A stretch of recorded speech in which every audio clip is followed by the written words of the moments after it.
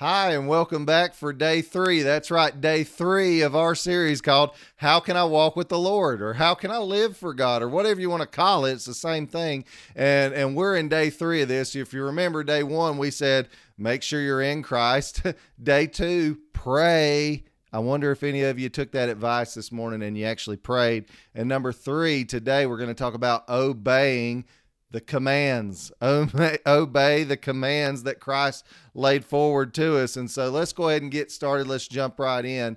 We're talking about obeying the commands. And Jesus, when he was asked, Lord, what are or master or teacher, what are the greatest commandments of God? You want to know what Jesus said? He said this. It's in Mark chapter 12, verses 29 through 31. Now remember who the people were who were asking him. These were Jewish people under the Mosaic law. And they're asking, which of the commandments is the greatest commandment? Like, which is the one, we know we're not supposed to break any, but which is the one that really gives us favor with God, and all this kind of stuff. And Jesus says this to him. It says this in verse 29. Jesus answered him, the first of all the commandments is, Hear, O Israel, the Lord our God, the Lord is one. And you shall love the Lord your God with all your heart, with all your soul, with all your mind, with all your strength. This is the first commandment. So God first, okay? And the second is like it. You shall love your neighbor as yourself. There is no other commandment greater than these. And so Jesus basically puts it to them. You need to love God and love your neighbor. And he tells them elsewhere that all the law, all the prophets, everything ever written hinges on these two commands. Now, the question is, these were commands for Israel. Are they still pertinent today? Absolutely. Why wouldn't they be? There's nothing in the New Testament that tells us, all right, you don't have to love God anymore. And, you don't have to love your neighbor anymore. In fact, the neighborly command is known as the law of Christ. Bear one another's burdens and so fulfill the law of Christ. 1 John, read all through it. It talks about this great command called love thy neighbor as thyself. And so these two commands stick for the Christian. And they stick for the Christian because Jesus reinforced these commands when he was asked about them. Now, let's look at John 13:34 through 35, because Jesus enhances it a little bit, and he gives a new commandment. He says this, A new commandment I give to you, that you love one another as I've loved you, that you also love one another. By this, all will know that you're my disciples, if you have love for one another. So get that? A new commandment I give, that you love one another as I've loved you.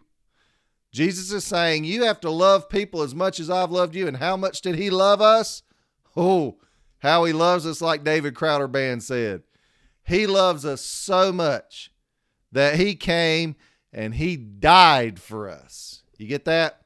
So that's the kind of love that Jesus requires of discipleship. And we have to be prepared to go that extra mile with people. Paul gave his life. Peter gave his life. Philip gave his life. So many, Thomas gave his life. So many gave their lives for the cause of the cross. For you and me, they couldn't see us 2,000 years in the future, but they gave their lives anyway. I would say they followed this commandment to a T. They get an A+ in my playbook here. And Jesus says, these are the commands that really matter most. If you get these right, you're going to get everything else right in life. And guess what they are? Love God, love your neighbor, and love people as I've loved you. Jesus told his disciples, look around at each other. If you want people to know that you're my disciples, you'll love them like I've loved you. Wow. That's big stuff right there from our Lord. Tough words, tough to live out. Can't live it out without the Holy Spirit. No way, no how.